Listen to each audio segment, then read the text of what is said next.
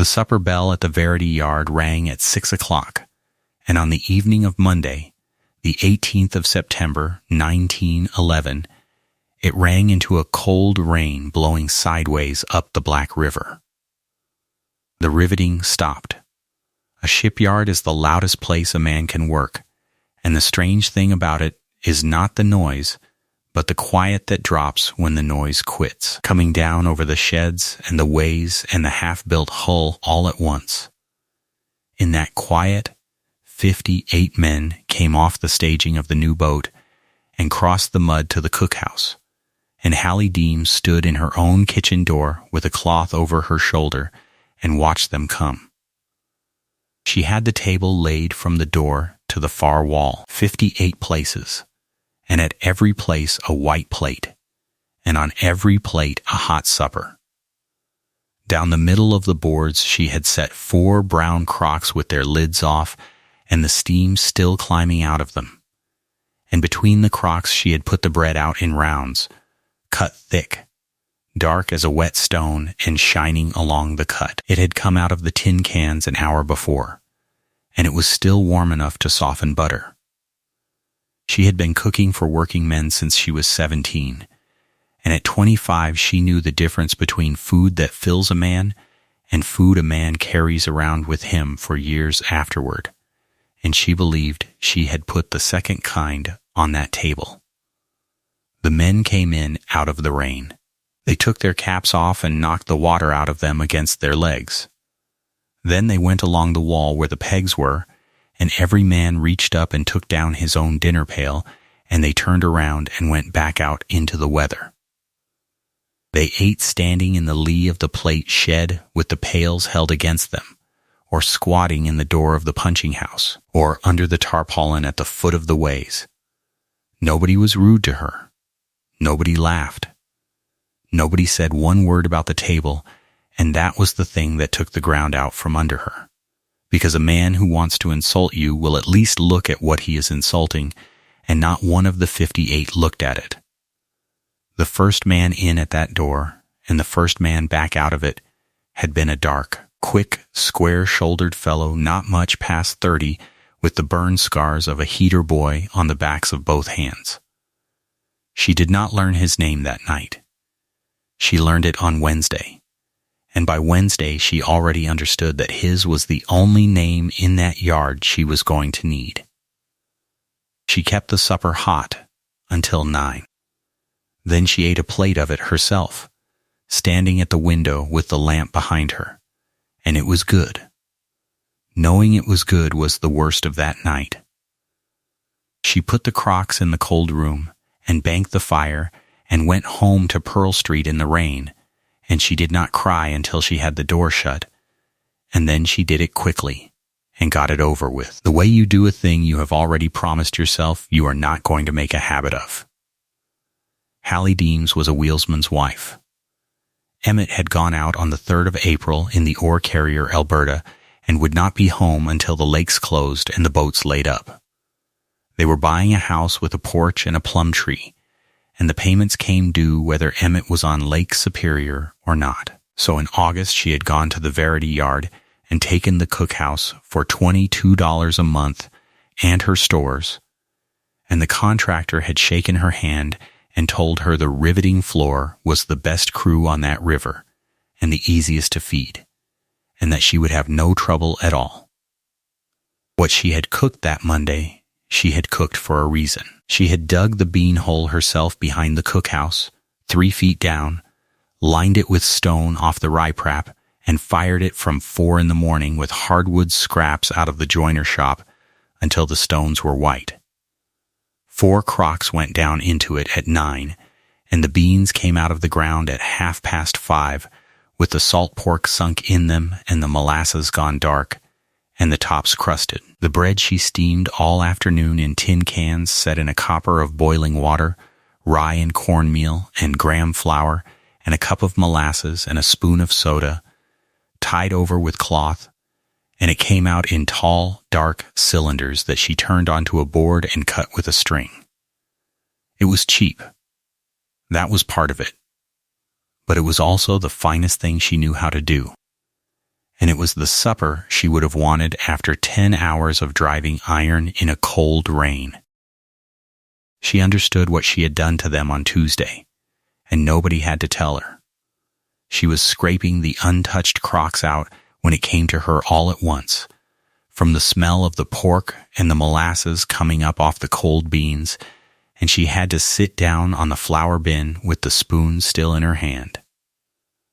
When Hallie was 9 years old, in the winter of 1895, her mother had taken her and her sister Verna into the Erie County Infirmary farm outside Sandusky, because their father had gone through the ice at Ballast Island in December, and there was no other place in the world for the three of them to go. They stayed from the middle of January until the last week of April. She remembered the long room with the 2 board tables and no cloth on them, and the smell of the wet wool of 40 people drying at once. And she remembered that before anybody ate, the keeper came down the room with a slate and counted, and if the count came out wrong, he counted again. And she remembered what came on Saturday. On Saturday, at the county farm, they had baked beans and steamed brown bread. Every Saturday, it was the cheapest good supper in the state of Ohio, which is exactly why the county served it, and it was set in front of you, and you had not asked for it, and there was nowhere on earth for you to go if you did not want it. She had put that supper in front of 58 grown men in a room with a plank table and no cloth on it, and she had done it out of kindness, and every one of them had walked out into a cold rain rather than sit down to it in front of the others. That was the part she had not understood until that moment on the flour bin. Half of that yard had come off charity of one kind or another. In Lorain County in those years it was an ordinary road for a boy to travel, and not a rare one. The infirmary farm, or the orphan asylum, or the parish, and the men who had traveled it had spent their whole lives since building a body big enough that nobody would ever guess. A shipyard is a place where a man is exactly what his hands can do and nothing else, and that is the great mercy of it. She had walked into that mercy carrying a crock, and set the county's own Saturday supper down in the middle of it. She got up off the flour bin and put the spoon in the sink and stood a while with her hands on the cold edge of it. The man whose name she needed was Ivor Brenning, 33 years old, leading riveter on the new hull, and the thing she had wrong about him at the start was thinking he had led anybody anywhere. 14 gangs worked that plating, 4 men to a gang, and 2 spare men who went where the work was, and Brenning drove his own gang and nobody else's. He held no office. He hired nobody and could get nobody put off, and he had never once in his life stood up in a room and asked 57 men to agree with him. What he had was about 4 seconds. He had come through that cookhouse door ahead of the rest on the 18th of September, and the pork and the molasses had reached him while the others were still knocking the water out of their caps, and he had turned along the wall and put his hand up to his own peg without breaking stride. That was the entire act. But a man who stands still and refuses a supper in front of 57 others has told every one of them something about himself. And a man who lifts down his own dinner pail has told them nothing whatever, because he is only a man who brought his dinner. Brenning had not given them a lead to follow. He had given them a door, and every man in that room who knew what he was smelling went straight out through it and was glad of it. And if you had stopped one of them in the mud and asked him why he was eating cold beef in the rain with a hot supper 8 feet away, he would have said he had his pail with him. So she stopped. From Wednesday, the 20th of September, Hallie Deems did not put a bean on that table. She fed them boiled beef with horseradish and pot roast and liver and onions and chicken and dumplings on the days the stores allowed it, and mashed turnip with a great deal of butter, and gingerbread with lemon sauce, and rice pudding with a skin on it, and coffee she was quietly proud of. And they ate. The very first night without it, the pails stayed on their pegs. By the end of that week, the shed was full at 6 o'clock and loud, and men were coming in off the punching floor and the joiner shop who had no business at her table at all and were paying her a dime for the privilege, and the contractor stopped her in the yard and told her he had never seen the crew so easy. Every man in that yard ate her food that autumn, except one. Ivar Brenning never came inside once. Not in September, not in October, not when the wind came around to the northwest and the rain turned to sleet coming up the river. He took his pail off the peg at 6 o'clock, and he ate it standing outside. And the men watched him do it and said nothing, and after a while it stopped being a thing anybody noticed, which was the worst of it. She had fixed the supper. She had not fixed anything else. There was a man out in the cold every night of her life at 6 o'clock, and the whole yard had agreed to let it be ordinary. On Thursday, the 19th of October, the night gang was closing the plating on the port side under naphtha torches, and the wind came off the lake at about 30 miles an hour, and she carried a can of coffee and a stack of cups up the staging ladder herself because the boy who usually took it had a felon on his thumb. Brenning was working the after end alone, waiting on his catcher. He had the pneumatic hammer in his right hand and the leading hose gathered up in his left, and both hands full is the only reason he did not walk away from her. And they both knew it. She poured a cup and set it down on the staging plank by his knee where he could reach it when he had a hand free, and she turned to go. "I ate that supper 6 winters," he said. She stopped with her back to him. Erie County Farm. "I went in the winter I was 7, that was 1885, and I came out the spring I turned 13. 6 winters, and every Saturday of them, they put it in front of me, counted me first, and then put it in front of me. The hammer was still going in his hand. A short burst, and then nothing. A short burst, and then nothing. And he did not look around at her at all. I have got no complaint against you, missus, but I would not care to be handed that supper again as long as I live."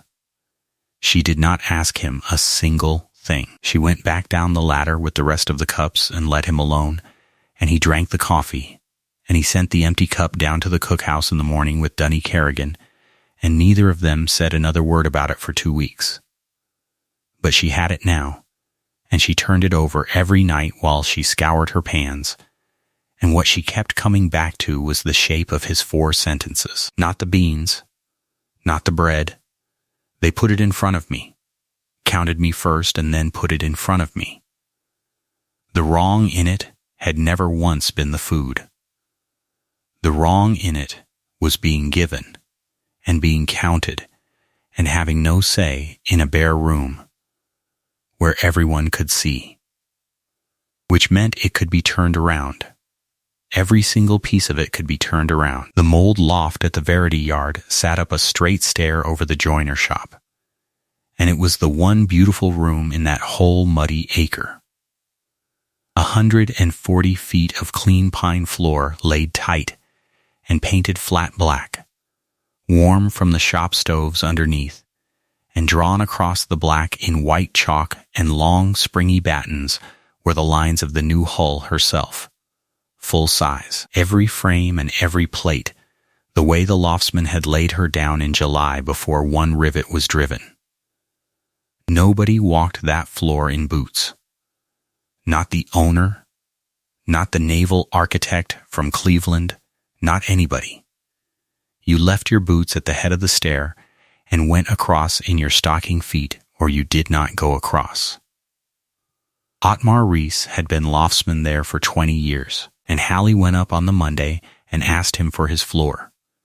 He heard her out with his arms folded and his glasses pushed up on his head. Then he said the lines were dead anyway. "She launches Saturday," he said, "and the minute she takes the water, her lines are just chalk. and he had to wash the whole floor down Monday to lay off the next contract. He said she could have Friday night, and he would leave the stoves banked, and then he asked her what she wanted written and how many. Word went round the yard the way word does, which is to say she told exactly one person. She told Dunny Kerrigan on the Wednesday, while he was waiting on his sandwich, that the loft would be open Friday at 7 o'clock, and there would be brown bread and baked beans up there and nothing else at all. And no man had to come, and there would be no plate handed to anybody. If a man wanted it, he would have to come up the stair and ask her for it by name. Then she got to work. She fired the beanhole Thursday at noon and let the stones burn white for 18 hours. 6 crocks went down into the ground Friday morning with the pork and the molasses and the mustard, and the copper went on the range at 11 with 22 tin cans standing in it. And by 4 in the afternoon her kitchen smelled the way the county farm had smelled, and she stood in it on purpose and let it come. Friday, the 3rd of November, 1911, 7 months to the day since Emmett had gone out. 6 weeks and 4 days since the 18th of September. They started up the stair a little before 7, and the first thing that happened was a comedy, because 57 men in hobnailed boots had to get out of them at the top of a narrow stair, and they went down on the steps sitting like schoolboys, hauling at their laces, swearing at the men behind them to give them room. The boots went into a heap by the newel that came up past a man's waist before it was done. Then they went in. The lanterns were hung along the batten racks, low, so the light came across the black floor instead of down onto it, and the white chalk of the ship stood up out of the dark like something underwater. She had the crocks in a row down the center line, right down the keel, with the lids off and the steam going straight up in the still warm air, and the bread cut in rounds on boards between them, and that was the only bright thing in 140 feet. And on either side of the keel line, out where the floor of the ship would be, Otmar Rice had chalked 58 names in his own drafting letters, one at every place 6 inches high. Not a number anywhere in that room. They came across in their stocking feet, quiet, the way you do go quiet in a room like that. And they went along looking for themselves, and there was a lot of nudging and pointing, and Sim Algren found his and said his own name out loud like a man reading a headstone, and then laughed at himself, and after that, it was all right. 57 men sat down cross-legged on a painted floor inside the chalk outline of a ship that was not in the water yet, at their own names, and every one of them had to come up to the head of that line and ask Hallie Deems out loud for what he wanted, and she put it into his hands. Ivar Brenning came up the stair at 7:10 and stopped in the doorway with his boots still on. Nobody had asked him. Nobody had sent for him. And afterward, Dunny Kerrigan swore blind that not one man in that loft even turned around. He stood there with his cap in his hand, and he watched it. He watched the whole riveting floor of the Verity yard, every man of whom had walked out into that September rain 4 seconds behind him, sitting on the ship they had built with their legs crossed under them, eating baked beans and brown bread off tin plates in the lamplight, talking, reaching across the keel line for the bread, arguing about the launch. He watched a man ask out loud for a second, helping and get it. There was nothing he could do about any of it. His whole life he had been able to empty a room by picking up a dinner pail, and that night the pail was not in his hand and the room was full, and he had to stand in the door and see it. Otmar Rice had chalked one more name than there were men sitting down. It was at the after end, on the starboard side, at the exact spot on the drawn floor where Brenning's own gang had driven the closing rivet of that hull on the 26th of October. Somebody had left a space around it. He looked at it for a long while. Then he sat down on the top step among all those boots and unlaced his own and set them upright side by side against the wall. And he came across that black floor in his socks with his cap rolled up in one hand. He asked her for it by name. There was no more to it than that. He pushed the cap into his coat pocket and stood in front of her and said, "I will have the beans and the brown bread, Mrs., if there is any left." And she said there was plenty. And she filled a plate and put it into his 2 hands. And he carried it down to his own name and sat down in the middle of them and ate it. Once, later, when she came by with the coffee can, he said one thing to her and to nobody else, so quietly that she had to bend down for it. "You never once said the name of that place all week." "No," she said. "It wasn't mine to say." He nodded and went back to his plate.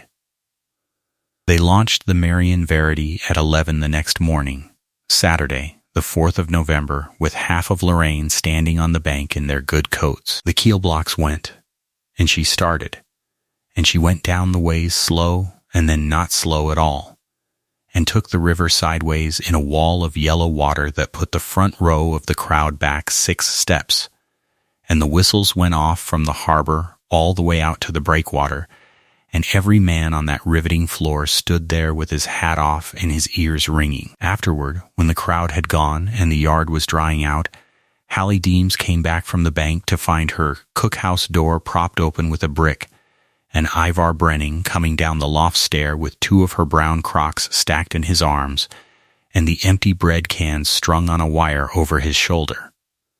He carried them in and set them on the bench by the sink, and went back up for the rest, and made 4 trips, and half the yard saw him do it. And on the Saturday after that, at 6 o'clock, the bell rang into a clear, cold evening, and the noise came off the ways and stopped all at once, and 58 men crossed the mud to the cookhouse shed. The pails stayed on their pegs. Ivar Brenning came in first with his cap already in his hand, and he stood at the window in front of all of them and asked her out loud for the beans and the brown bread, and behind him 57 men were pushing and complaining about how long he was taking about it.